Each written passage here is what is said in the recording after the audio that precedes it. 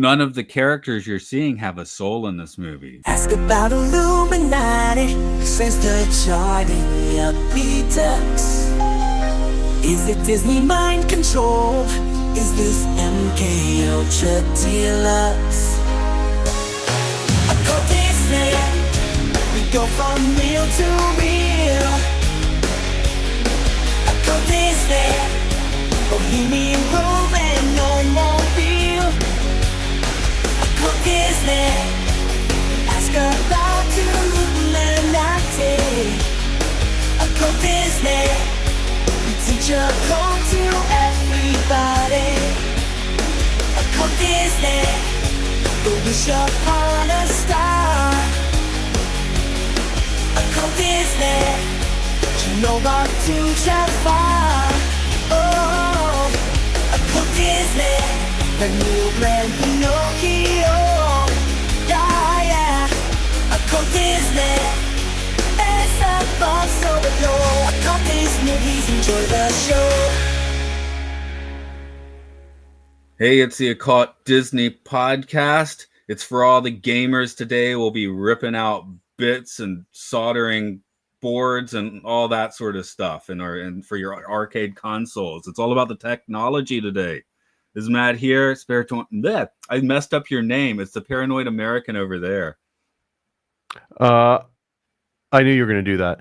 Man, I love this freaking Disney movie so much because this one touches on nostalgia that I care about. This was maybe the first Disney movie that I actively went to the movie theater to see as an adult. I think the very first one. So this begins my Disney adult arc, which I don't want to be on, but this is what started it. I didn't see this in the theater. I mentioned before in Japan, like, if this shows up, it's dubbed. So I would have to watch it in pure Japanese. And I don't want to do that. So weirdly, I just noticed next week I could go see that How to Train Your Dragon subtitled, but I don't think I'd want to. I don't know. I saw the old one. That's good enough, right? I think so. I mean, I'm a fan of watching things subtitled, but only if it's also in the original language. So like what you would go and see Wreck-It Ralph, it would be in English, and you don't want to see it in English, or it would be in Japanese. You'd have to read the English subtitles. No, if I saw it in a theater in Japan, it would just be in Japanese, no subtitles. So that's why I was mentioning How to Train Your Dragon. I guess that's not an animated film, though. It's technically live action, the one that just came out.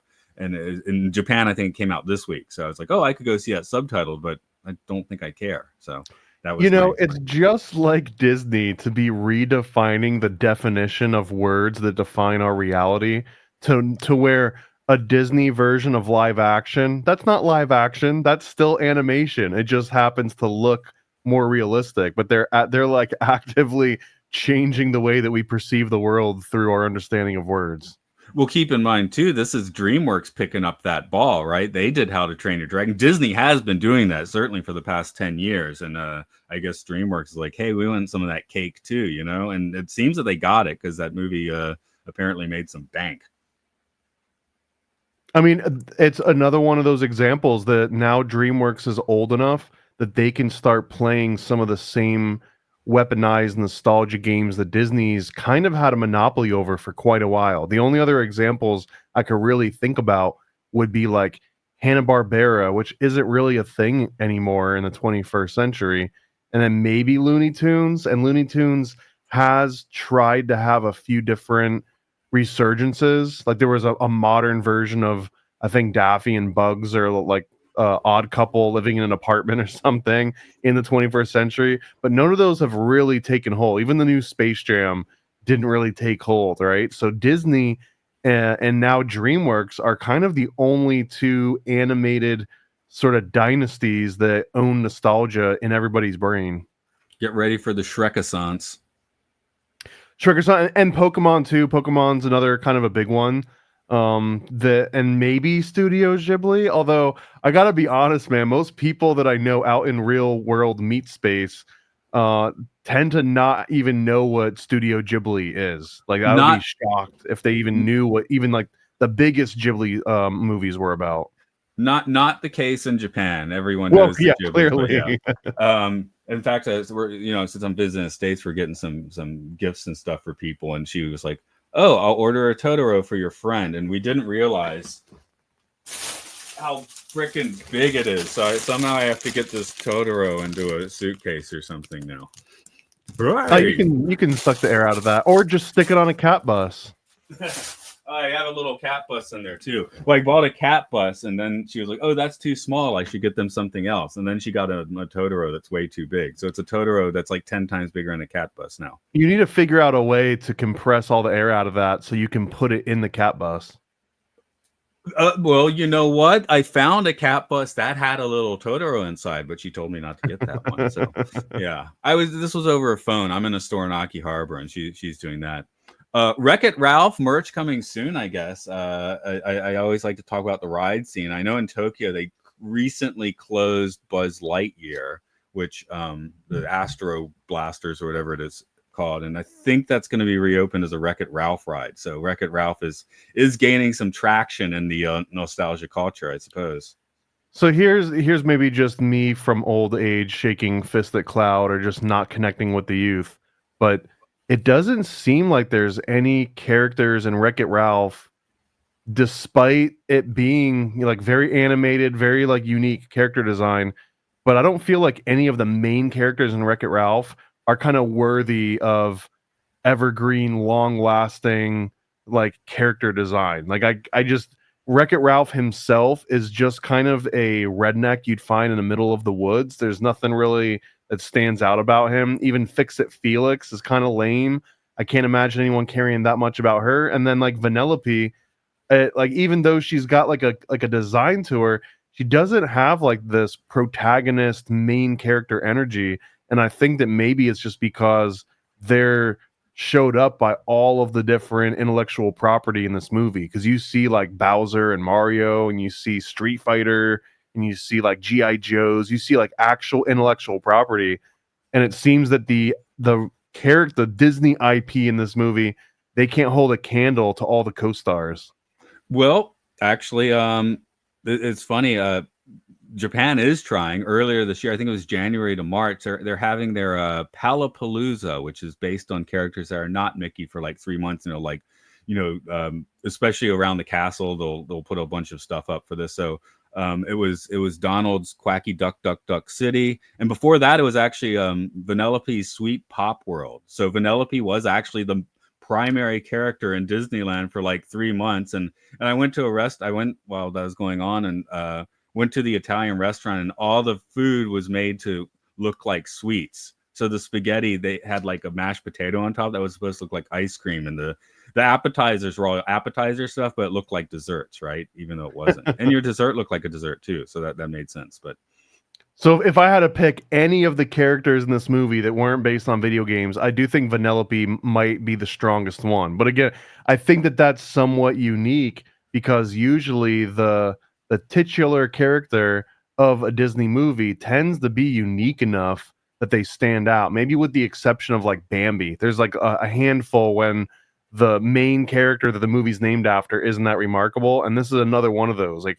Wreck-It Ralph doesn't really stand out as a strong contender for I want that action figure or I want that stuffed animal. I'm sure that there's some diehard fans, but the character itself doesn't feel like it lends itself well for that.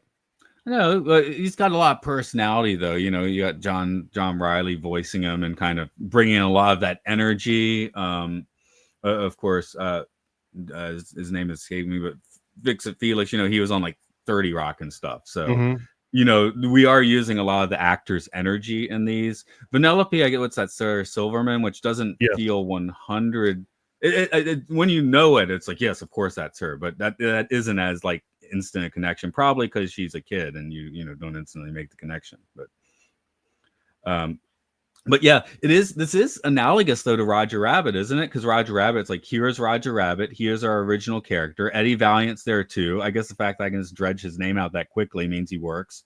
And then the rest of it is like, here is the rest of cartoon history. So here it's like we got Fix-It Felix, we got Wreck-It Ralph, we got Vanellope, and then here is video game history. So it's a little bit of a similar vibe.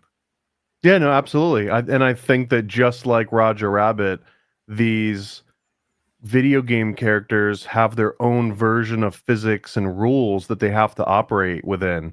And they do a decent job of explaining it, although I'm going to poke a few holes in it. Maybe you've got answers too. So, like, Should some they? of the rules are that you can die as many times in your own game and you'll always kind of be re-resed unless the game gets unplugged or the game gets a glitch or a virus or they just straight up take the game out. But other than that, you can kind of live forever. But one of those things is that you can also leave the game that you're made to be in. And if you die outside that game, now you actually die forever. That's one of the biggest rules. And they even have, I think, Bugs Bunny at one point in these little kiosks that's in this kind of like a Grand Central Station area where all the different characters kind of convene in between the arcade opening and closing. And on the kiosk, Bugs Bunny is like, rule number 1, don't die. Like that's just what you hear as you walk around. Also, we should mention that's inside a power strip. One of the weird things about this movie is the physicality of all the digital, creations, right? So it seems like behind the screen of Fix It Felix, it is the digital world of this, herky-jerky moving building with its herky-jerky moving patrons. Ralph doesn't move herky-jerky, probably because it would have been annoying to watch that for the entire run of the film, but yeah, all the individual characters too. They've got like this lower frame rate as they move around. And I gotta point out that Wreck-It Ralph, the actual game that Wreck-It Ralph is based on, is to me quite obviously the game Rampage, which was by far one of my all-time favorite arcade games. Like, I even liked the crappy like PlayStation remakes that they made later on. But like the arcade, I remember playing the arcade. I remember playing it on the NES. I remember playing it on almost every game console. And even when I get like a stupid little emulator, it's usually one of the first games that I go and I immediately play with. So like the fact that Wreck-It Ralph itself is based on Rampage meant that I loved this movie the second that it started, even the first time that I saw it. should they have pushed Ralph maybe 2% more and just made him a gorilla? Then he'd be better for the merch. Dude, a King Kong or a lizard or a Wolfman, those were the 3 main Rampage characters. Absolutely. Yeah, But I feel like then Ralph maybe would fit the gorilla best, but well, maybe a werewolf. but maybe Disney wouldn't feel as much ownership over the IP, or maybe legitimately like it would just be them promoting someone else's IP. A few years after this, you get the Rampage movie with Rock the Dwayne Johnson, which isn't that great. So that will disappoint the Rampage gamer, I think, if you've seen or not seen that. Although it wasn't terrible, but there's certain elements of Rampage that don't make it into that movie. You're like, why? Speaking of video game movies too, I don't think that this one is based on the video game, and I think I've got the name of this right, but U Bowl also made a movie that I think was called Rampage that is way better than the Rock Rampage. Okay. Okay. Then maybe that's something to check out. What's the other one? Oh, the other one that this one weirdly spends a lot of time in. The directors of the film were basically like, we want to put in all these video game cameos, but they were like, it has to make sense to the story. That's why. Do we actually see Mario? Because Bowser gets lines, right? We hear about Mario, but I don't know if we actually see the character Mario at any point. Yeah, because people are like, "Oh, you couldn't afford Mario and Luigi," and they're like, "Well, no, we just didn't." They were like, any place we tried to put Mario and Luigi into the film, like upstaged, like our characters. Like you were saying, it was too much. Although I don't know, you could have like Mario and Luigi in the background, like plunging rocks out of Ralph's dumpster toilet or something. You could do something like that if you want. I feel like they could have made it. So I did kind of, at least when the shot was opening and you see the Wreck-It Ralph game as they're going through the arcade, I was kind of pointing out all of the real ones and all of the fake ones that they were making references to. So they got Whack-A-Troll, which is obviously Whack-A-Mole, which was also like one of the best earlier arcade games. They've got one called Hoop Jams, which is clearly NBA Jam Tournament Edition, most likely. They've got Pac-Man, Frogger, DDR, Street Fighter 2 Turbo. Like, they actually have this, not even as a stand-in. And it's Turbo because we see Cammy make a cameo a little bit later on, and she was only introduced in Turbo. And then we've got Centipede, Space Invaders, and Food Fight. And then a couple of the ones that they kind of tweak the name of. there's a House of the Dead style video game in the arcade. I didn't catch what the name was, but I immediately recognized the logo.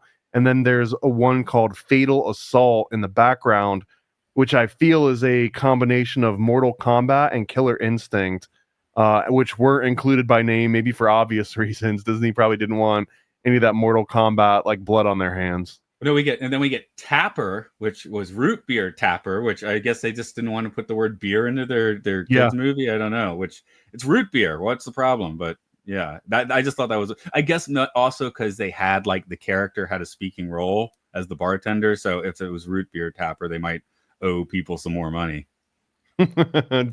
Classic Disney. But I thought it was well done. These actually did hit on a whole bunch of like nostalgic sort of notes, and it sets like a good pace for it. And I do think that when you go inside of the little power strip and you're seeing the actual characters that are inside those games you saw in the arcade, it just kind of like builds on the nostalgia trip just like a little bit more. So they're doing such a great job at weaponizing nostalgia within the first 5 minutes of this movie. Yeah, for sure. By the way, the we did see this a fair amount. This is weirdly this is right when Disney buys Star Wars and Marvel, like cracking the how do we get boys to watch it code. But this movie seems kind of did it, you know. Like I wonder if they had not bought Marvel and Star Wars, if this would have like done what Treasure Planet and Atlantis was trying to do. And there was a Star Wars game in the arcade as well. Oh yeah, for sure. I mean, when did they? 2012, I think, is when they bought. So yeah, this is 2014, I think. I gotta say, I can't remember any good Star Wars game I've ever played outside of maybe pinball.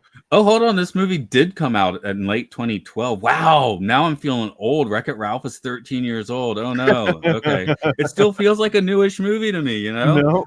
No. We did watch, even being a boys movie, we watched it probably 3 or 4 times. Ralph breaks... Dude, even the sequel is like 6 years old.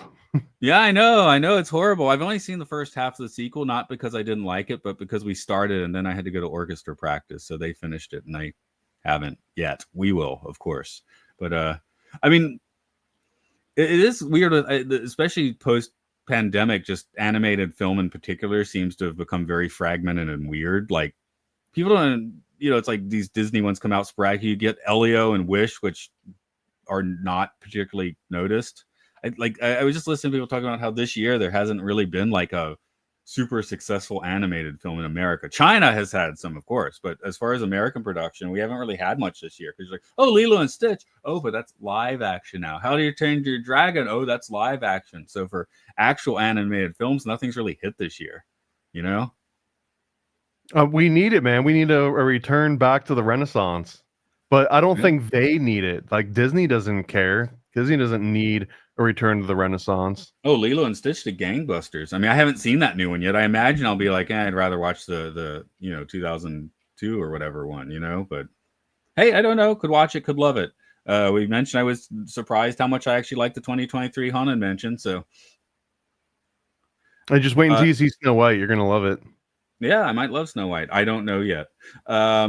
This movie, by the way, in Japan, I think this is one where I think the Japanese did give it. They call it Sugar Rush here, which I kind of feel like maybe is a better title.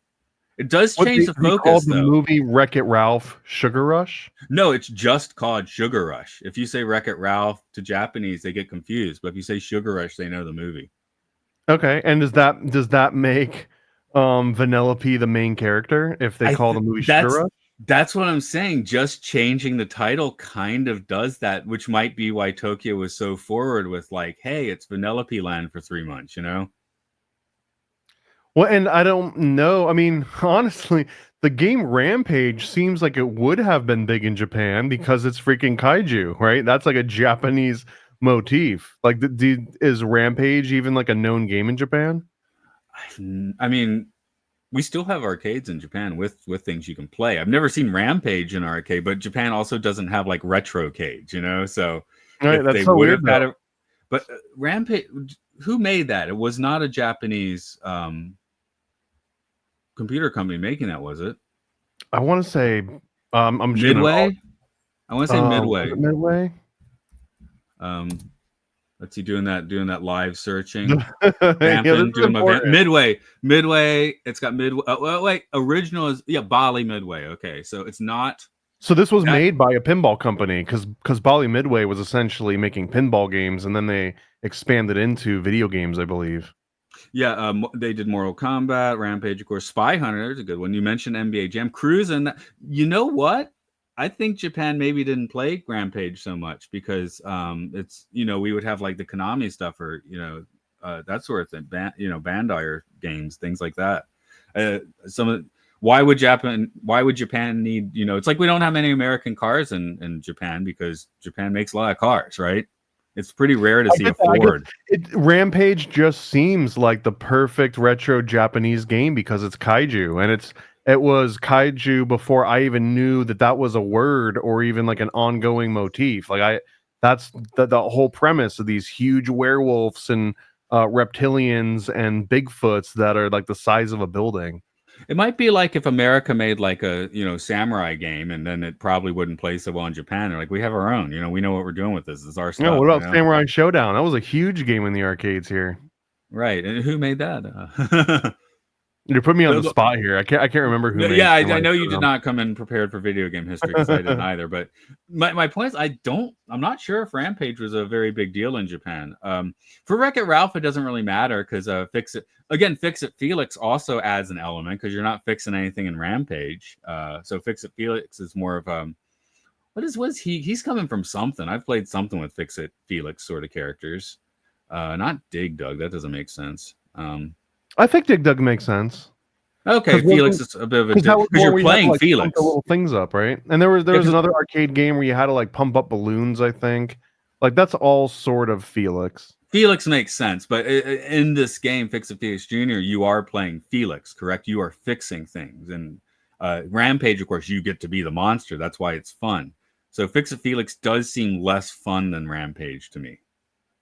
So I feel like Samurai Showdown had to be big in Japan because it was made by SNK, which stands for the New Japan Project, who were the ones that made the Neo Geo system, and they also did. Okay, yes, it was. Yeah.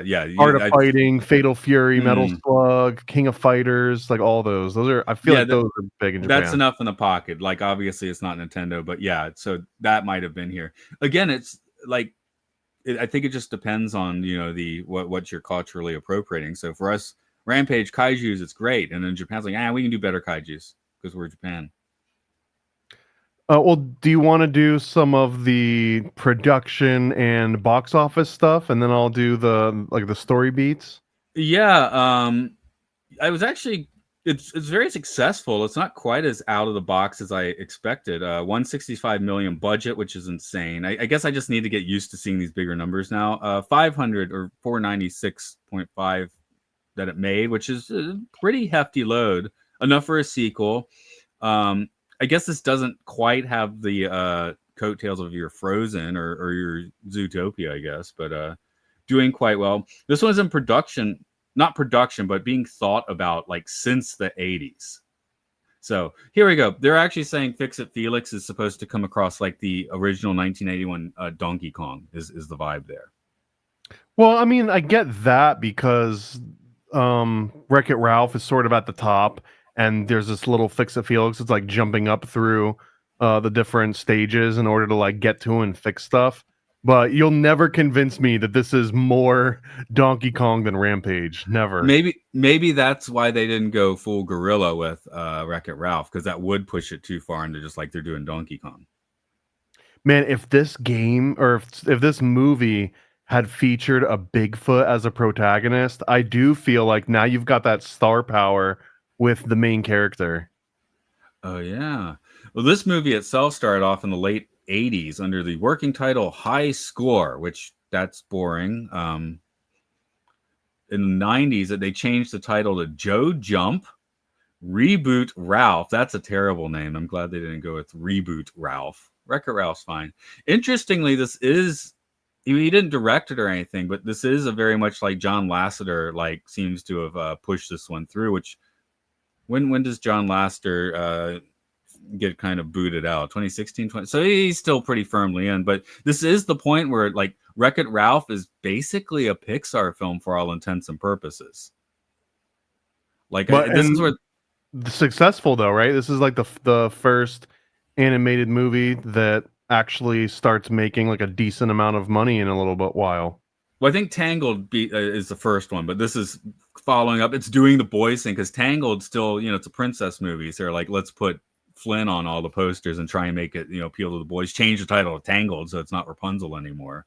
Wreck-It Ralph is pushing that ball a little farther. I think Tangled was more successful than Wreck-It Ralph, but Disney's starting to knock them out of the park at this point. Like this was a little Disney renaissance for animated films. Maybe it's not as clear as like the Little Mermaid, Beauty and the Beast one because Pixar was still kind of around, and it's getting difficult to distinguish Pixar and Disney at this point. So I'll get into some of the story unless you got some other interesting production notes that we should know. Well, I was going to just throw out the question: do you see a difference between this and a Pixar film at this point? I mean, I don't know if these are like valid observations, but there were a number of scenes in this movie that I feel like, oh, the post-production studio I worked at could have done this scene. And that's not often something that even crosses my mind as we're watching Pixar movies, because they have incredible amounts of resources at their disposal, like these huge teams. And I'll tell you the exact part that I'm thinking of is the very beginning where we see Wreck-It Ralph like shut down, and then it shows them all going into like their little apartment building, and it's shot with this like orthographic camera, which means that it doesn't have any real perspective to it, and just the way that it was all rendered and the way that the actual animation was performed, it seemed like it lacked some of the Pixar polish that I'm usually used to seeing. Okay, this is Disney, I guess, using slightly different tech than the Pixar. They are using a bidirectional reflectance distribution functions, which is supposed to create more realistic reflections on surfaces, and a virtual cinematography camera capture system. But maybe that also sacrificed a few things, like that Pixar does it differently. Because I guess Pixar is always focused on like textures and stuff, which is a little different than it sounds like this is. Yeah, plus I see just like how video games work, that you come out with a new console and the graphics on a brand new console don't necessarily always look better than a game on the previous console, because the previous one, everyone's had a chance to figure out how all the tools work and all the cool little tricks you can pull off with it. And I feel like maybe that happens, that when Disney switches over to a new system that they haven't used a whole lot before, they can't really like leverage years and years of experience and cool tricks that they've learned yet, because they're starting over from scratch essentially. Yeah, I think let's keep an eye out for that, because Frozen's coming soon, Zootopia's coming before too long, and maybe by that point they've refined it. Like for me, I was always more of a like, I'm not a major gamer, but when I am gaming, I usually do gravitate to Nintendo, because when they put out a new system, it's like, well, this doesn't look nearly as good as the PlayStation 8000 or whichever one's next, right? But it's like, well, I like the gameplay, so I've always been more in the gameplay than the bling blang, I guess, which you'll get from that upper PlayStation or Xbox. The old bling blang. Yeah, get your bling blang. I guess I could have just said bling, but I wanted to add some blang to it as well. I was about to say, oh, what Inside Out? But that's Pixar. That's what I'm saying at this point. Like Inside Out's like, well, that's kind of that's just, I guess, what, an office building over with the same boss. Is that how it works at this point? I guess I'll quickly before you get to story wise, I'll just mention a few things they left out. We mentioned that they just couldn't find a place for Mario and Luigi without basically they felt like just derailing the movie a bit. Now you're noticing Mario. They were going to put Dr. Wily from Mega Man in, or Rockman. Oh, they totally should have. I would have loved that. Yeah, you're going to get plenty of... Well, no, that's Sonic the Hedgehog. I feel like Dr. Robotnik is just a few shades away from Dr. Wily. So I guess we get something like that. But I would like to see some Dr. Wily. I played the crap out of Mega Man. Dr. Wily is a robot, though. Right? Or sorry, Dr. Robotnik is an actual robot. Right, it's in the name. Dr. Wily is a human being that creates robots. Nuts. Yeah, he's just insane, making the best robots ever. So they're going to do that. Here's what I like. They took this out just because they were like, this will middle bloat the movie, so I get why they took it out. But Ralph was going to go into a fourth game world called Extreme Easy Living 2, which was going to be a mix of The Sims and Grand Theft Auto. I guess the Sims part is so it's just not like wildly violent like Grand Theft Auto, but he's just going to go into the open sandbox world and do whatever the non-violent equivalent of getting the 5 stars so that the police helicopters and stuff are chasing you. Because that's the goal in Grand Theft Auto, isn't it? To have the 5 stars and the helicopters are now chasing you. And you're jumping buildings on a bicycle or something. Well, every single video game getting stars is a good thing. Exactly, especially Grand Theft Auto. So, and started in Mario at least. You look at the timer, you time how long can I go 5 stars before I'm finished, and now I pass it to my friend. And hey, now we're all taking turns, which is how games should work when you're playing games with people. Because if you do the missions on Grand Theft Auto, you're just watching one guy do the missions, right? I'm okay with them not including that. When this movie started, my eye went immediately to the runtime. I saw an hour and 40 minutes, and I was like, okay, it's not as bad as it could be. No, it sounds interesting, but it's very forgivable to cut. So it's just noting things that they did cut. So because they do have 25 years worth of ideas flowing into this movie since they've gone through multiple people and everything. Disney did construct a mock aged arcade cabinet. Did have the game in it? I hope so. If there were flash-based versions of Fix It Felix, this is a little bit before I actually had a smartphone, so I never played those. Did you work on any Felix stuff? This seems to be in your wheelhouse, or Wreck-It Ralph stuff. This seems to be in your wheelhouse. I would have loved to. No, I didn't get to work on this one. The coolest games that I worked on were Monsters U games, and then there was like some specific goofy stuff, and then I don't know where the crossover was, but apparently Disney either owned or had a license to American Idol, and I made a bunch of American Idol games. Oh yeah, you would much rather would have been working on Wreck-It Ralph and American Idol. Oh, absolutely. No, this, like I said, this was an actual IP that I was excited about. Maybe not the characters themselves, but just everything else that goes with it. Yeah, I see what you're saying. Where maybe Ralph isn't quite visually striking enough, but I remember Ralph. I think of Ralph properly. He's a proper scum bum, and you have to appreciate that. He lives out in the dumpster. He's like Oscar the Grouch, right? He's less cool. He has less riz than Oscar the Grouch. Yeah, okay, he's less cool than Oscar the Grouch. Also, have you ever seen Oscar the Grouch's movie? Oh, it's Elmo's movie, but it's Elmo in Grouchland. No, it doesn't sound familiar, no. Oh, we should maybe even hit that sometime. That is a psychedelic freak out of a movie that probably has like interesting threads to pull. So okay, I do have fond memories of Big Bird in China.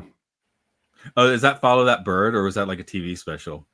It was a TV special where Big Bird actually goes to China and stays with like a Chinese family and like makes friends with a kid, and they go to school and. Okay, yeah. You know what? I think I saw that, and I thought I had seen the Big Bird movie because I was a young, dumb kid, and I think Follow That Bird's a completely different movie that maybe I haven't seen, actually, because I definitely remember the Big Bird going to China. He's at the Great Wall and stuff. I remember those shots. Mm-hmm, yep. And there's a scene with like a big tree for some reason. They're all talking about like the family goes to this big tree. Yeah, big trees here, too. You go to, there's some temples, if it's been there a while, you'll find some pretty striking trees, so... feel the power. Well, I feel like this is a good segue to get into the story stuff.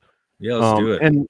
And so before I even get into the describing the story, I do feel that after watching this and taking notes and like all the different symbols and all the different sort of tangents you can go down, I don't think that the story is even that good or engaging. I truly believe that it's just the nostalgia that makes me care about this movie. It's just the fact that we see Street Fighter characters and Halo characters and Pac-Man and like all of this is just pure fan service throughout the entire movie up until they get to like the Candyland Mario Kart world. But up until that point, I'm pretty sure I was sold on nostalgia alone, and I didn't necessarily miss the lack of a story. I realized what was happening and what they were exploiting in my brain, but I wasn't opposed to it.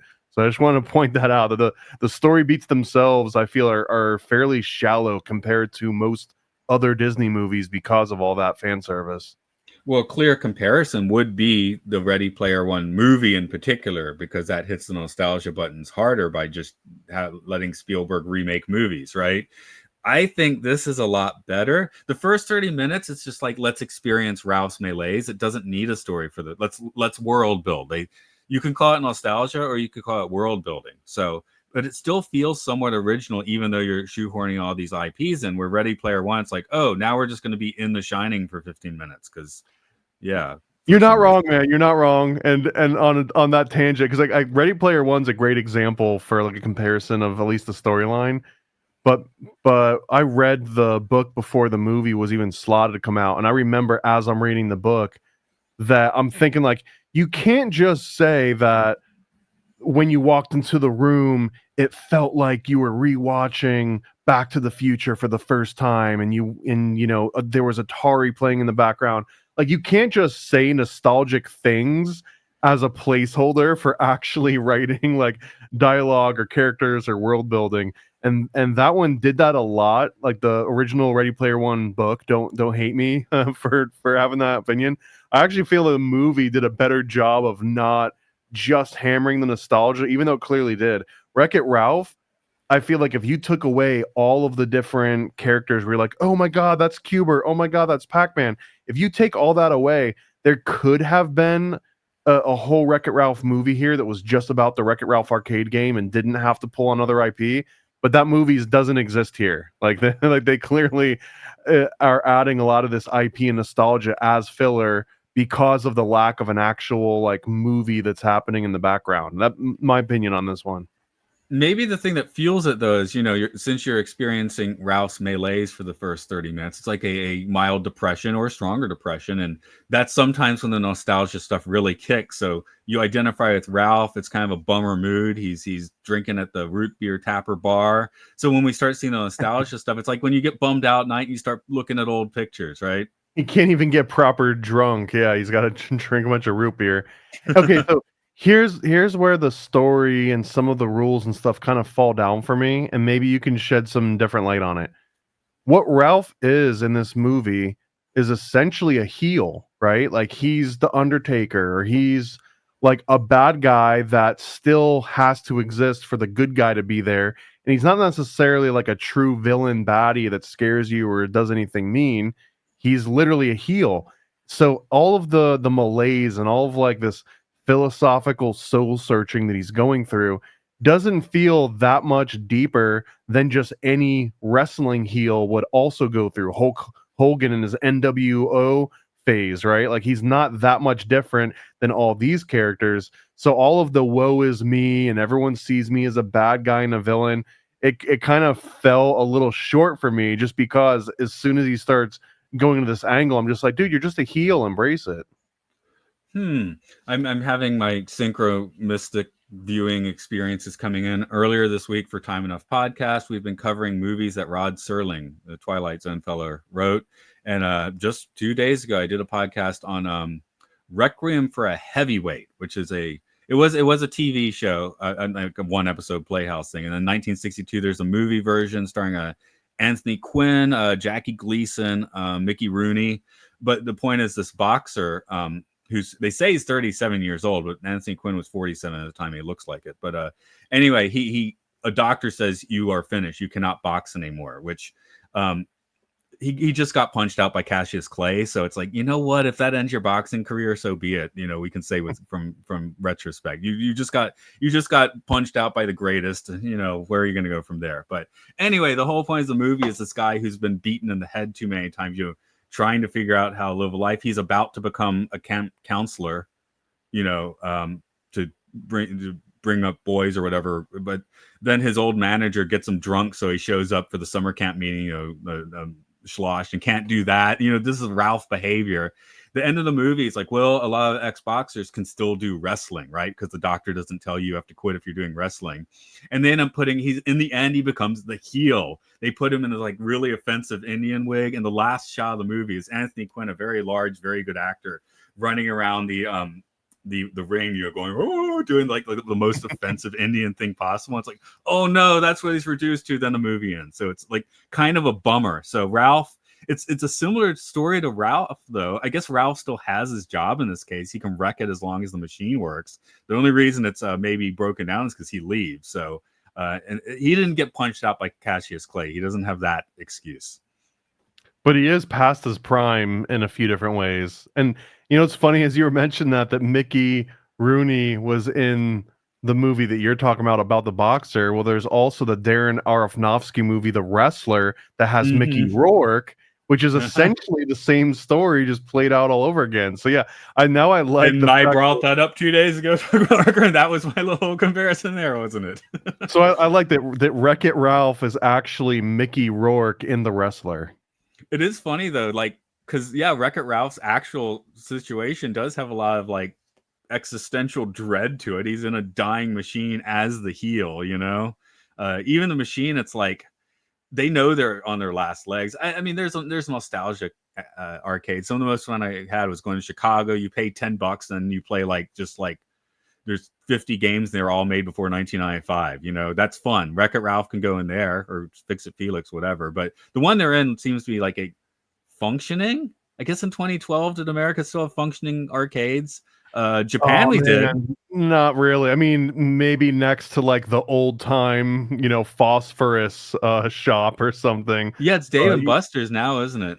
Yeah, and that's maybe Dave & Buster's. Okay. And even if you go to a Dave & Buster's, they might have some old nostalgic stuff, but most of those games are like insert $5 bill to sit on like a realistic looking motorcycle for about 3 minutes or something. Well, that place in Chicago was rocking it then. It was, like I said, $10. You could stay for 2 hours and just play the crap out of games, like oldies. Well, man, one of my absolute favorite things to do in Las Vegas is they've got an old pinball museum there, and it's kind of the same thing. You go and you pay like X amount, and you just play pinball for as long as you like. I think I've been in there for like 6 hours before.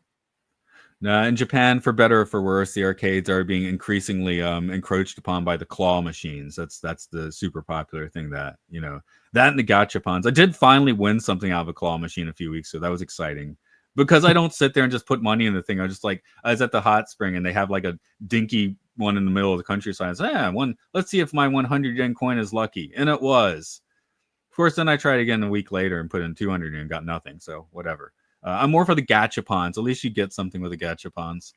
I've seen some great videos of the claw machines where someone will go into one of those places that has all the different claw machines and they bring a high-powered magnet and they just try and drag any magnetic prizes, like without even having to pay, just like drag them over onto the little slot. I feel like people are maybe too polite and I'm respective of rules to do that in Japan, but maybe not. What I got has no metal either. It was a proper I snagged the tag, which I guess is the way you get that stuff, especially if the claw is not put on full power for that whatever 8th pull or whatever. To get the tag, you might be in luck. So. I don't feel bad if anyone ever cheats those games, because some of them, if you actually like, I had a friend that I think his family ran like a franchise, like a Denny's or something, and they had like almost every Denny's had one of these big claw machines in the front, and the one that they had in their store had a freaking setting in it that told you how often the claw would actually like retain. Oh, they all do. So that you could just dial that thing so that no one would ever win. Even if they sat there and pumped like $300 in it, they would just never win unless it snagged like a weird corner of a tag or something and it couldn't play into its normal tricks. And the trick is just that there's absolutely no grip in like the actual claw grabbing. Yeah. So I think that's what happened. It just snagged the tag of like a light plushie. So that came. Well done. Okay, well let me get into the story for Wreck-It Ralph. It's not that long or deep. So essentially, Wreck-It Ralph is struggling that he's the bad guy. He is, if we were talking about this being Donkey Kong, he's the Donkey Kong, and he's struggling that he has to be this bad guy, even though he's not actually a bad guy. But even when the game is off, everyone in his game, at least, treats him like he's this horrible person, like he's actually a villain. And that sort of eats at him, because this is the only place that he can actually live and be resurrected, right? And if he's in any other game or outside this game, you can have this permadeath. So for the most part, you want to feel safe in your own game, even if you are the villain. And this seems kind of unique, at least to him within this game. So he decides, or actually he realizes that Fix-It Felix, who's the good guy, he's like the Mario in the Donkey Kong analogy. Well, it's a 30th anniversary of this game, and Felix throws a party for all the other game characters, but nobody invites Wreck-It Ralph. So when Ralph finds out about this, and they all kind of chastise him quite a bit, and one of the side characters mentions, well, like, maybe if you get a medal at some point, then we'll let you come and hang out with us, with the implication being that he's not ever allowed to get a medal in any video game because he's a bad guy, and bad guys don't get medals. So he leaves his game of this Wreck-It Ralph retro arcade game. He goes into this electrical sort of hub, and then he jumps through a couple different games. One of the games that he jumps into is sort of a cross between Halo and Call of Duty. The name of the game is Heroes Duty. I think it's more Halo than anything else, and they have to fight down these huge like space bugs, kind of got like a Starship Trooper vibe into it. And in this game, he ends up finding one of these medals, grabs the medal, but then ends up and goes into like this Mario world, Mario Kart sort of game world, loses it to a little girl that steals it from him, gets it back again, and then realizes that the real journey was the friends that he made along the way. And that's kind of the entire movie. And they do some racing. Yeah. They do racing, whatever. It's not even as good as the Star Wars race pod. You do think about the pod racing watching this. I don't know. I like all the candy gloop. I'd probably play Sugar Rush a bit. I'd play Sugar Rush more than Wreck-It Ralph, I imagine. Yeah, but out of all the different racing games that Sugar Rush is based on, I feel like I would just rather play either Cruisin' USA or basically Mario Kart. Like it seems clearly based on Mario Kart more than anything else, but it's a direct combination of Mario Kart if Mario Kart took place in Candyland. Or what really felt like this is maybe because of this. Actually, I think this movie might have been the impetus of it. When my daughter was like 6 years old, so like a year or two after this came out, she really wanted to play the Temple Run style strawberry shortcake game a lot, which kind of had the vibe. So she might there. I'm always talking about how I got programmed more than my daughter with some of these movies, but I think that one did kind of stick that in her mind. So when she was playing that, she was like, "Oh, it's like Sugar Rush." That's what strawberry shortcake. Did that get big in Japan? No, this was on my iPad, so it was actually from the American App Store. So, do we see strawberry shortcake? I think Sanrio kind of has is eating shortcakes lunch. You know. You see, we don't really see strawberry shortcake or Rainbow Bright in the States anymore. That's also a 80s nostalgia thing. Yeah. We got Monchichi the monkey is currently making a big resurgence in Japan. Like I had a little Monchichi in my bag because I got it from a gachapon, and I was looking at the ones in not Akihabara, Harajuku, and I was, oh, that's fun. Maybe I'll get that for someone in the States. And I look at it, it's like $40. I'm like, what? No, I was expecting to see like $20. You know, it's like twice as much as it should be for a really dumb looking monkey. Well, speaking of things that don't make sense, here's some physics questions, or maybe some game world questions that I came up with as we're watching this. So the first place that Wreck-It Ralph goes to after we find out that you can die if you leave your own game realm, so he goes into Heroes Duty, and basically the whole premise of this game is that the bad guys are these little mech bug things, and when Ralph goes and grabs that hero's medal, he accidentally bumps into some of like these eggs, and the eggs hatch into these pods. And long story short, all of these mech insect things that are in the Heroes Duty game, they end up leaving Heroes Duty and going into other video games. And the first thing I was thinking of was like, well, if a whole bunch of these mech bugs show up in, say, the Candyland Mario Kart world, right? Doesn't that mean that as soon as you kill some of those bugs in this Mario Kart world, the bugs die, but if the bugs kill you, you get to, resurrect, and there's really no issue for you. So over time, it feels like they're not even a threat, but the bugs escaping and invading all these other games are almost seen as this existential threat that everyone has to team together and fight. But I don't even get what the threat is. I guess it would be more of a major annoyance. Like because they do make the point, like Ralph brings like the one bug he thinks is dead because it drowns in the molasses swamp or whatever, and so it has time to breed before anyone kills one. So there's just a ton of them by the time Yeah, but the Sugar Rush people. Well, I don't know. Here we'll go in gamer terminology. Do you know the game FTL? It's Yeah, on actually, I online. love faster than light. Right. Every once in a while, you're getting a case where you still have your cloning thing is okay, but there is no longer any air in your ship, and the oxygen is too far away to fix from there. So you got to end the game. You'll never completely die because you continue to respawn, but your people can't fast enough fix the oxygen. So that maybe that's what happens if you get enough of these bugs Okay. in. I mean, if you're asking for answers, there's one I'm kind of working out. They're just stuck in a like perpetual Archon hell of battle or something, just getting killed by these bugs and coming back. So here's the other one. If the bugs all escape hero's duty, and let's just say that everyone's able to like stomp out the rest of the bugs that escape that game. Ultimately, though, that means that if all the bugs die outside of hero's duty, then the bugs are dead forever. And now hero's duty doesn't have a villain to play against. So therefore, now that game gets shut down and everyone in it dies. But all the Sugar Rush bugs were spawned from the one bug that was in the swamp and had time to spawn. So theoretically, the 99.999% of the bugs are Okay, still they all get to stay. Okay. yeah, they still get in there. I have a question. Since Wreck-It Ralph kind of is Donkey Kong, Donkey Kong eventually gets to become the hero. We get to have his bonanza. We get to go to his country. People love Donkey Kong now. It's been 30 years. Is it just Wreck-It Ralph is like, or Fix It Felix, just a crappy game that nobody actually cares about?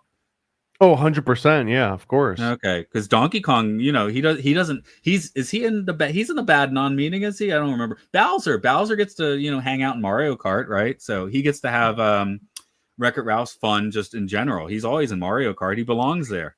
I think it's no one wants to break it to Ralph. They don't hate him because he's a villain. They hate him because he's a redneck. No, he's a scum bum.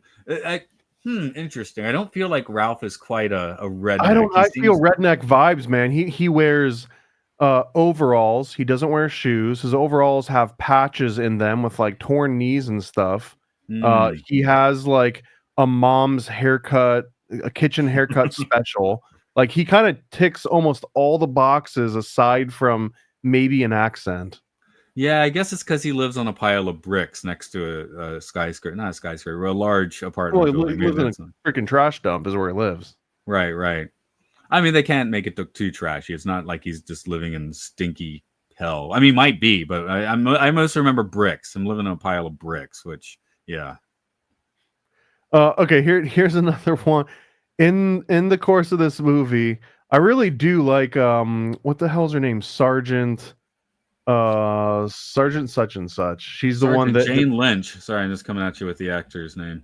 I can have that for you a moment. Sergeant Tamora Jean Calhoun. Sergeant Calhoun. There you go, Sergeant Calhoun. So Sergeant Calhoun has a weird connection with Fix It Felix, or like which is like their version of this Mario. Jack McBrayer, since I was saying guy from 30 Rock earlier. Jack McBrayer, yeah. He's the one that plays Fix It Felix. So we've got this kind of like Bumpkin Rube Fix It Felix that matches up with Sergeant, what's her name? What is it again? Calhoun. Calhoun. She matches with Sergeant Calhoun. And Sergeant Calhoun is like a badass. She's basically twice the size of Fix It Felix, because Fix It Felix is like this tiny little guy. And she's supposed to have this really dark backstory, like one of the darkest backstories in all of Disney characters, which I don't know if that's true or not, but that's something that very directly she has the darkest backstory. They say that, but I don't know if I believe. I mean, we have seen a lot of Disney movies at this point. I feel like maybe she's in the top 10, but I don't know. I'd have to find room for her. But her backstory is that she's always been this badass Halo space marine, except the one day she let her guard down, which was her wedding day. And on her wedding day, the aliens break into the chapel and they basically eat her husband. And here's the dark part, apparently, was that these insect, which they call cybugs, that these cybugs eat the husband, but the cybugs then take on the form of whatever it is that they ate previously. So when we see them in Sugar Rush, they take on the form of like little candies. So the idea was that when the cybug eats her husband, it then turns into her husband. So now she has to shoot her own husband as it's like this transformation's happening. So this is supposed to be like this big, scary kind of backstory for her.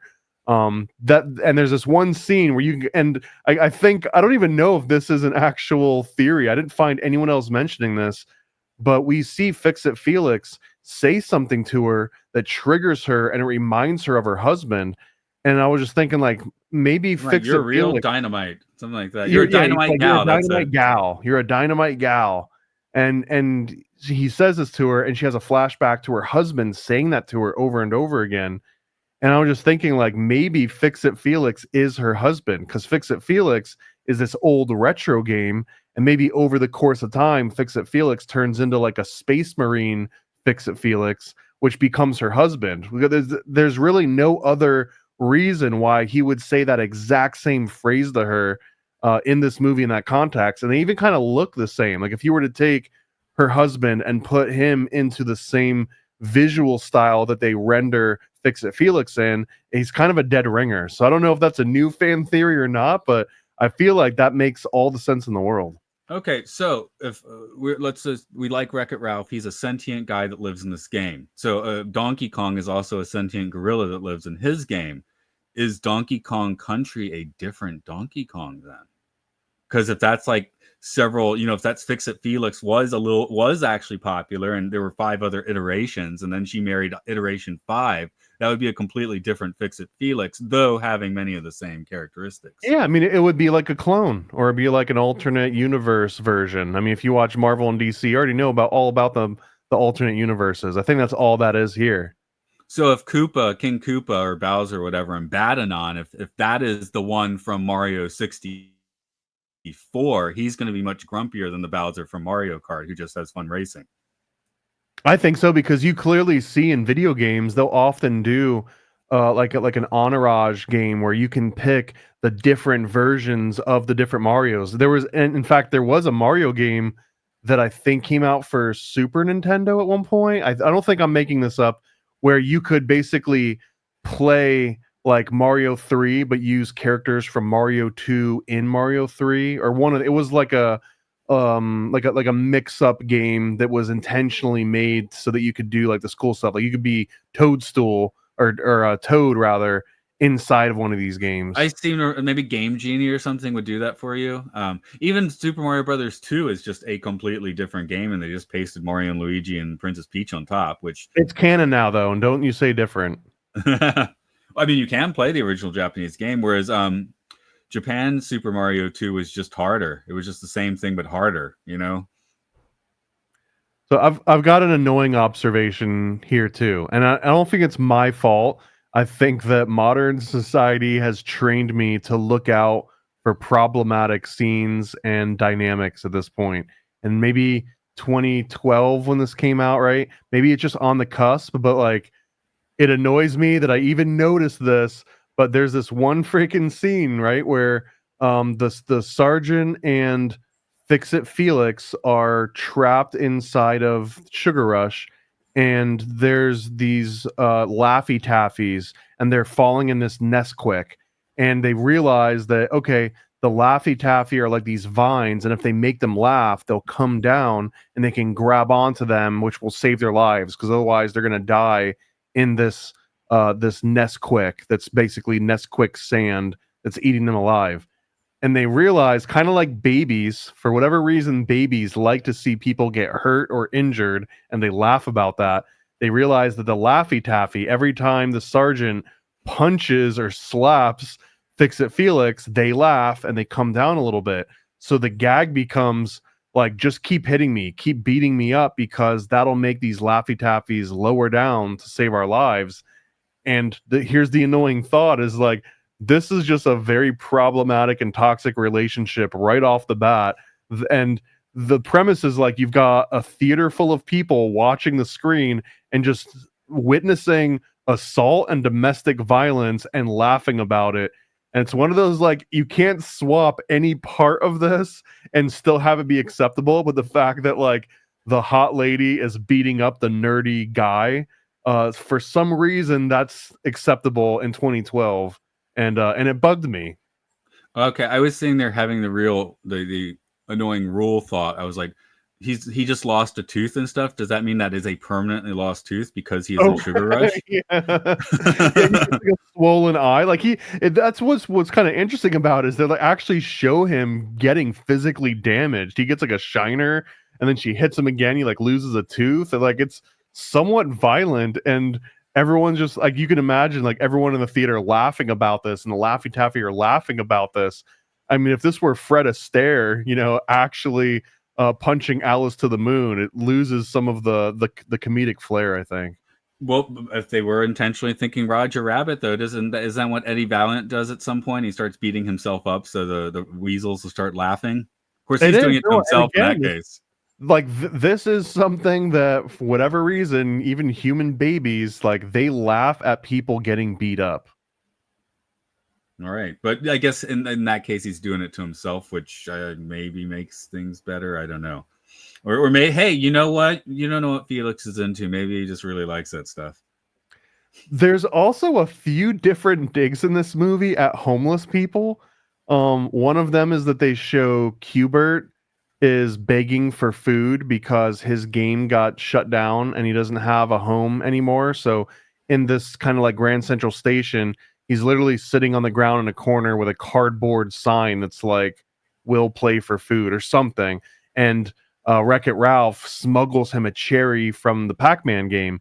And then later on, Vanellope makes this comment where she's like, "I bundle myself up in candy wrappers like a little homeless lady." And it's kind of like this cute little funny thing. And as soon as she said that, and I thought back to the Qbert begging for food, like, does that mean that they can starve, that these characters can starve if they're outside their game, and that'll also be permadeath? But it also feels like it's instilling this idea in children watching the movie about you have to have a functional role in society, otherwise you will become homeless and you will die. Like this is reiterated throughout the entire theme of this movie from start to end, that if people don't find you entertaining and you're not providing some sort of an experience for this outside world, that you will actually lose your home, become homeless, starve to death, and die forever.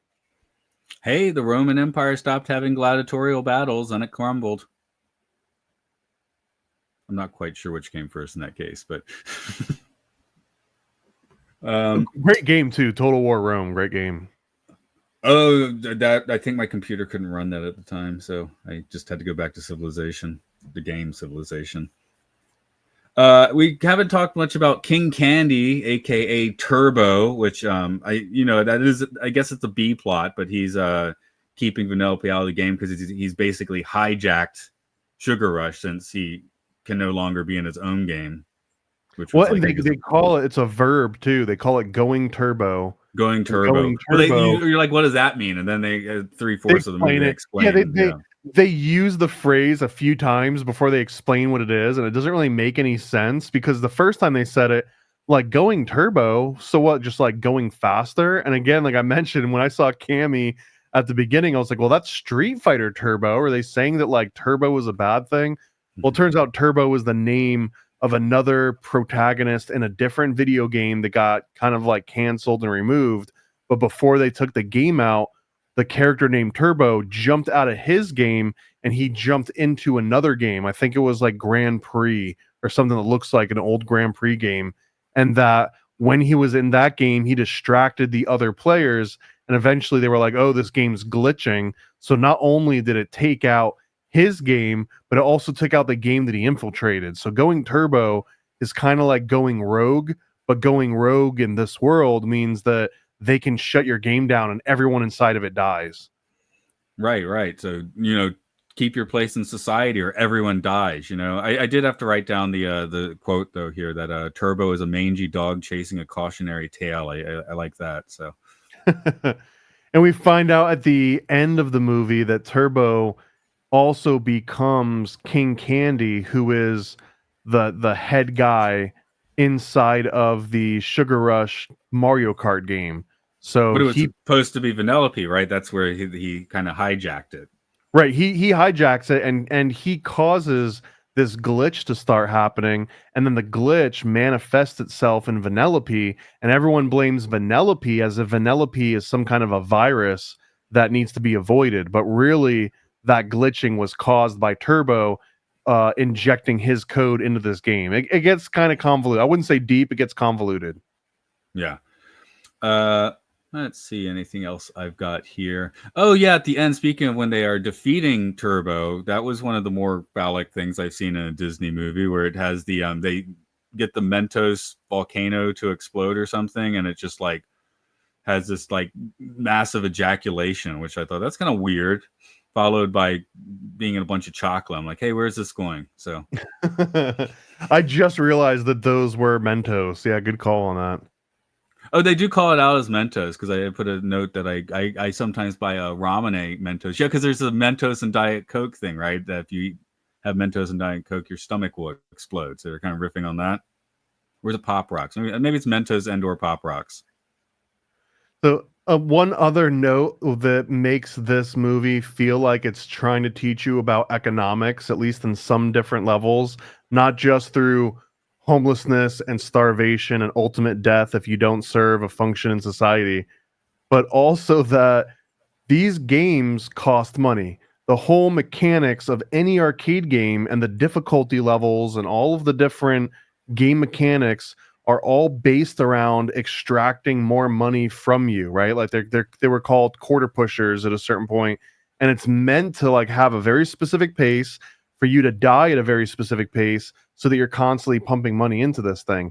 Yet there's really no reference to any benefit that the characters, the actual video game characters, get any extra fulfillment or reward for being in a popular game. They just get to not die, right? But that also means that if someone were to go and play, say, Sugar Rush over and over again, and all of a sudden Sugar Rush is making all this money, no one inside the game benefits from any of this extra income. So I almost feel like there's another analogy here that this is talking about, like they're all slaves, like they're all working within an actual slave system where they're being forced to work for real legitimate capital outside a system that they can't actually even participate in. No, in this construction, you and I are the archons that go and play these games. We're keeping them trapped in there, right? You know, if it breaks, get a repairman and see if he can fix it to bring them back to resurrect I'm okay them. with that. I'm okay with being an archon. Yeah. But that is the interesting thing when Disney and Pixar or whatever does keep anthropomorphizing more, you know what I'm saying? You know, Toy Story, that once you think of it, the more you think about it, the more the implications become very disturbing. Wreck-It Ralph, the more you think about it, the more the implications become very disturbing, you know? Like you said, they are slaves that are to the whims of things they can't control and don't matter to their masters. Because, you know, when the Wreck-It Ralph machine gets taken out, you're like, I haven't played that for 15 years anyway. You don't care. Right, and because the characters in Wreck-It Ralph aren't even physical manifestations, right? These are electrical impulses that exist within this power supply brick, essentially. So But they that's the don't. weird thing. They're physically in the power supply. They're physically moving through the cords. Well, They kind of show in the are they game. particles or waves, though? Good point. But then they have the shot where they physically show behind the screen. Like, so the Wreck-It Ralph people are in their three-dimensional building and they can see it. And, you know, I from the guess. outside. I feel like we're still on the fence, though, whether or not they're physical manifestations, because they could still just be electrons or just amalgamations of energy that are sort of like collectively seeing the physical world outside without being physical themselves. But the point being that if they aren't physical manifestations, then all these characters are essentially the classical definition of the word demon or daemon. So almost like there's a Solomonic magic of summoning these daemons using silver tokens and coins, right? Like a quarter you would use to summon a daemon. Like these are demons on demand. Like you pay money into a machine and a demon comes to life and you get to interact with this demon until the amount of money that you paid for goes away again. It literally feels like Solomonic magic. So none of the characters you're seeing have a soul in this movie. Except for that little girl who's trying to play hero's duty and it breaks. You know, that no one has a soul. Wreck-It Ralph has no soul. Fix-It Felix has no soul. Turbo has no soul. I believe that absolutely. What do we come down on the cars? By the way, do the cars have a soul in Cars? I think so. I think that cars are a different exoskeleton version of humans. Like there are humans inside of those cars, but their bodies are just like a big amorphous Cronenberg like biopod sort of amalgamation. Also, we are clearly in the physical world in Cars, so like we're having trouble working out like exactly what's going on here. So the other thing is like Fix It Felix. That's always you're always seeing the building and you're always seeing the dump on the side, right? So Sugar Rush or Hero's Duty, I assume, are having a fair amount of cuts. So what happens to all the characters that are not in the scene when it cuts? Do you only exist when you're on screen? Right. Well, what's funny is like this is in the video game terminology, this is called culling. But like in the real world version of that, the word culling has so much darker implications to it. Right. Like so culling the herd. we're finding some darker implications here. I mean, it's not making me like the movie any less. So the reason I brought up Cars is I made a note that I was like, you really liked Cars. I was like, I like this movie better in Cars. I was curious if you put them head to head, which one's on top for you? I think that the story of Cars is far superior to this one, but I do think that cinematically and nostalgia factor, this one can edge Cars out. But I think the biggest thing with Cars is that going into Cars, I guess I had always assumed it was a movie for 5-year-olds and that there was nothing that I was going to get out of that as someone that wasn't a 12-year-old. And I was just pleasantly surprised that it was a lot deeper than I thought it was. I don't think any philosophical idea of this movie deep whatsoever unless you start getting into like, are these Solomonic, daemons, or these classical Greek daemons that have been summoned for individual purpose. But that's not really the movie doing the hard work. That's us doing the hard work. No, whatever would waft through the hallucinatory visions and the oracle at Delphi, that was Wreck-It Ralph 3,000 years ago. Right. Just hey, we're trying to call it here. It's the Occult Disney podcast. You got any other notes you want to scrape into? I think I've mostly gotten through mine. My only one I noted was isn't halitosis just a marketing thing? They bring it up like, oh, you have halitosis because your breath No, I sucks. think that's real. I think that's real. Okay. And which is separate from having a tonsil stone. Apparently, tonsil stone can be even worse than halitosis. Ooh, that sounds like bad news. Anyway, like videos where someone does like smelling salts and they just like immediately cough up a tonsil stone. I have nothing. I don't know anything about the world of tonsil stones, which makes me happy so far.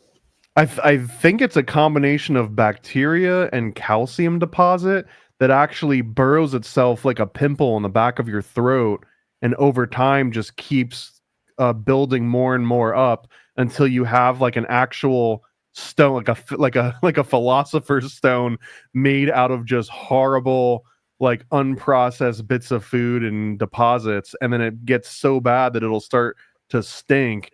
And they, in some cases, they can just kind of like squeeze it out, like squeezing a pearl out of a clam, a little bit, I guess. But if it doesn't come out that easily, then it's like surgically involved.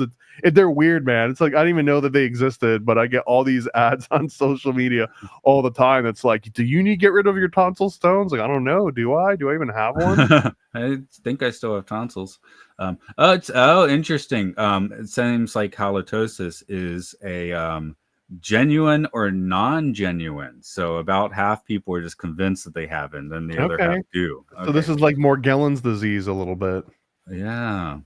I don't know if you've heard of that one. That's another where you get the little black threads coming out of your skin or something. Yep. Okay. Yep, the little nanoparticles that Joni Mitchell is the one that was on about it. I've heard about this. Yeah, I think Joni Mitchell was claiming she really okay. That's interesting. I didn't know. No, I only know about this through like weird chemtrail, weather manipulation, conspiracy theory angles. Oh, I think I heard one of those where they mentioned it. I think it was Joni Mitchell who was kind of on about that. Yeah, haven't noticed it in myself, so that's nice.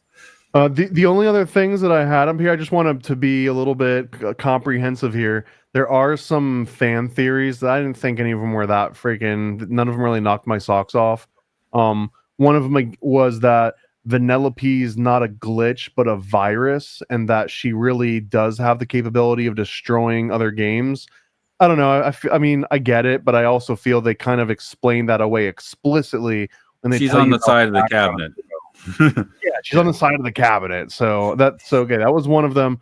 The other one was that Mr. Litwack, who's the one that owns the actual arcade, that somehow he's aware that all the video game characters are conscious and they're sentient, and that he's just a sadist and he just likes seeing them suffer and like unplugging them and knowing that they're gonna die. I don't. He's a demiurge. And He's a demiurge. Yeah, I don't necessarily know if that one holds any weight, but that seems to be another one of these popular fan theories. he's the Christopher Robin, the Antichrist. So that's most. I think the I most like that one a little interesting better. one is that Fix It Felix is actually Sergeant Calhoun's real husband, just reincarnated in a different game.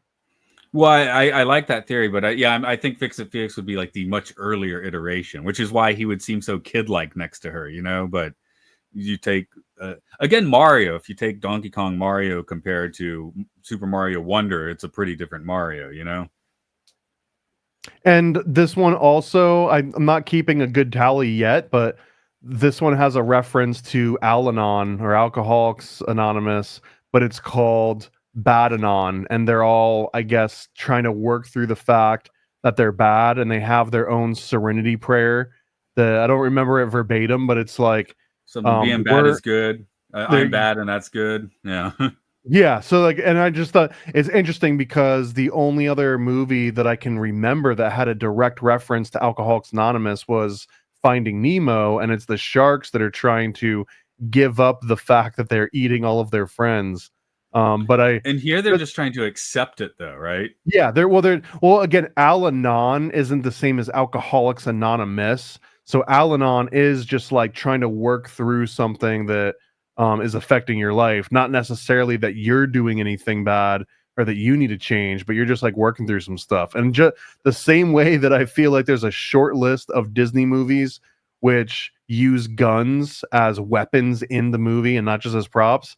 Now I'm making another list in the back of my mind of all the alcoholics and Narcotics Anonymous references in Disney movies, because there's at least two, and I'm probably sure that we might have missed one other one somewhere along the line. Here's one other thought I have. We noticed that some, not all, of the Pixar movies tend to have less of a Disney proxy, and this one, again, it feels kind of Pixar-y as well, and it seems it has all the bureaucratic stuff like we see in the Pixars. Maybe that's because John Lasseter is executive producing. And it doesn't. You can stretch the taffy, pun intended, I suppose. I mean, Vanellope lose their game at the back, but there's not a particularly strong proxy in here, unless you. Well, there's no parents. There's absolutely like Ralph doesn't have parents. Felix doesn't have parents. No one really, even though his name is Fix It Felix Jr.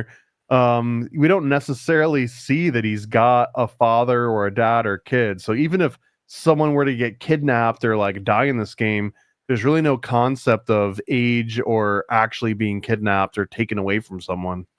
But yeah, that might be one of the things that just tonally did make me think of this more of a Pixar, even though it's not, you know? Like, good point. I mean, I feel like we're allowed to say whether or not it's more Pixar or not. And I would say that this does make this more of a Pixar movie because it lacks a very clear Disney proxy. No. So just want to throw it out because we usually mention, we had not mentioned that one yet today. So shall I wrap this one up then? Yeah, let's do it. There's actually, I don't know, this in a reference to like we get to decide if it's actually a Pixar movie or not. There was, man, I'm gonna botch this a little bit. I want to say it was either called The Death of an Artist or The Death of the Author, that basically put forward that concept that once you release a story out into the world, even if you wrote it thinking that the characters were a certain way and the story was about a certain thing, once the whole world consumes your story, and they collectively decide, no, the story is actually about this, that the world collectively is right and you are wrong, even if you're the one that created the thing. Yeah, I guess that, it's like John Lennon was like, I never listen to any of the Beatles music because all I hear are the mistakes, where we don't. John So that Lennon. sort of thing. Yeah. Hippie. Damn hippies. Yeah, maybe Wreck-It Ralph could reinvent himself as a bit of a hippie. He's already not wearing shoes and has wild hair. So He looks like someone you'd see at Woodstock in the background. Redneck hippie. There we go. Maybe that's his speed. He'd be shouting, "Play Freebird." Anywho, what's going on in your end? Man, if you like these breakdowns, you'll really like the rest of the Paranoid American podcast. Anywhere you listen to your podcast, just search for Paranoid American. And we're well over, I think we just got on episode 120. By the time you're listening to this, we'll probably be beyond 120.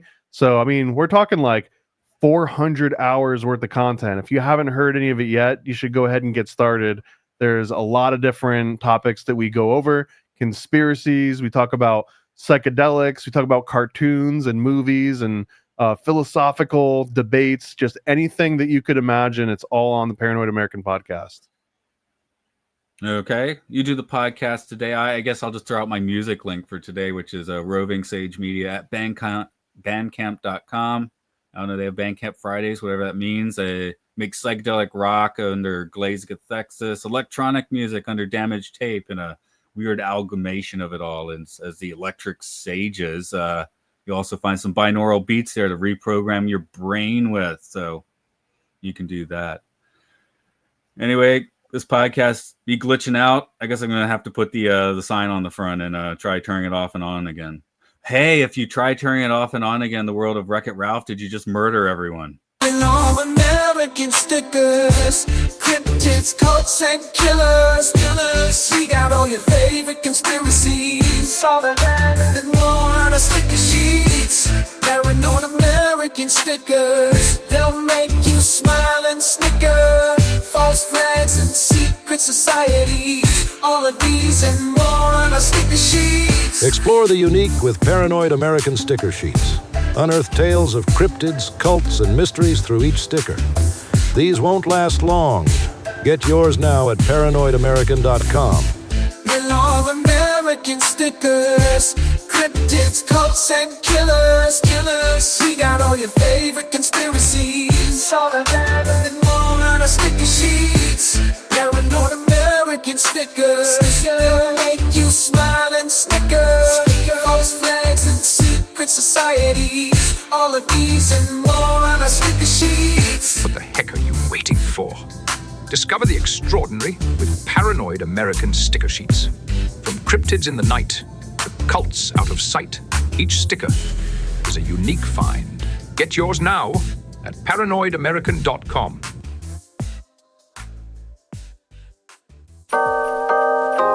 Paranoid.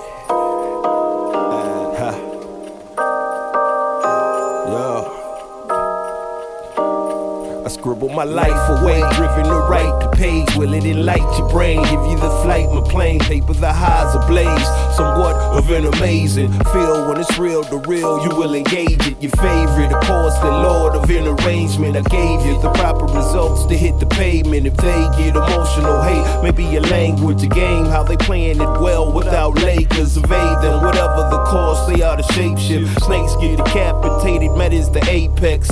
Execution of flame you out, nuclear bomb distributed at war, rather gruesome for eyes to see. Max them out, then I light my trees. Blow it off in the face, you're despising me for what though? Calculated and rather cutthroat. Paranoid American must be all the blunt smoke for real. Lord, give me a day away, vacate. They wait around to hate whatever they say. Man, it's not in the least bit. We get heavy rotate when a beat hits, so thank us, you're welcome. Fuck the niggas for real, you're welcome. They ain't never had a deal, you're welcome. Man, they lacking appeal, you're welcome. Yet they doing it still, you're welcome.